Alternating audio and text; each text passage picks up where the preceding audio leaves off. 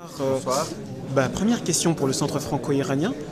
Comment voyez-vous l'évolution de la culture entre l'Iran et la France depuis ces dernières années?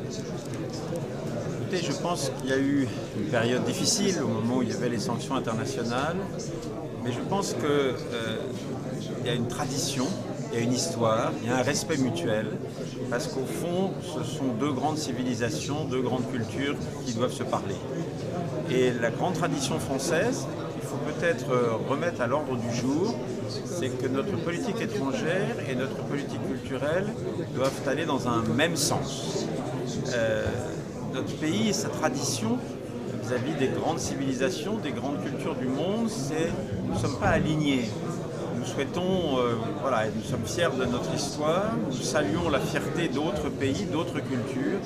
Et je pense donc que les relations entre l'Iran et la France s'inscrivent dans une très très grande tradition. Alors j'espère qu'elle va beaucoup se développer. Il y a beaucoup d'artistes iraniens qui sont connus en France. Il y a un certain nombre d'étudiants iraniens en France.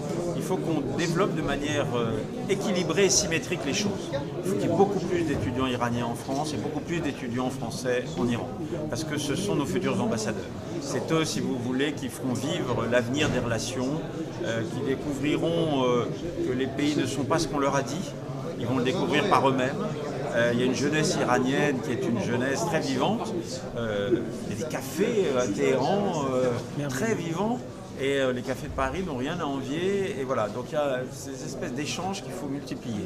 Alors bien sûr, il y a des traditions qui sont différentes, il y a des coutumes qui sont différentes, il y a des problèmes et des sujets qui sont de temps en temps conflictuels. Mais on ne va pas s'arrêter au conflit. Ce qui compte, c'est de se parler, c'est d'échanger et c'est de saluer ces talents fantastiques qui existent de part et d'autre.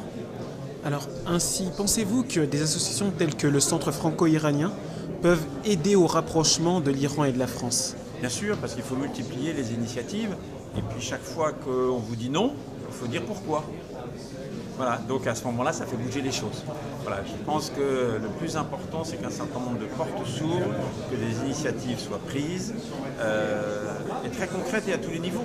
C'est-à-dire qu'au niveau privé, d'entreprise ou de galerie ou d'établissement, et puis au niveau public, bien sûr, les collectivités locales, la mairie et l'État.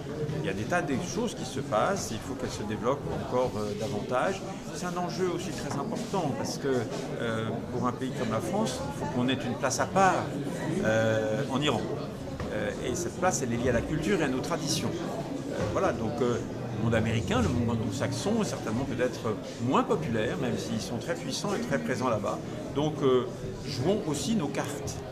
Et le centre franco-iranien doit le rappeler aux uns et aux autres.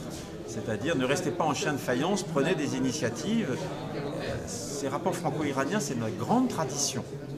Donc il faut qu'elle retrouve sa force et sa vivacité. On a du travail. Eh bien, merci beaucoup, Monsieur le Ministre, et passez une bonne soirée. Merci bien. Monsieur le Ministre.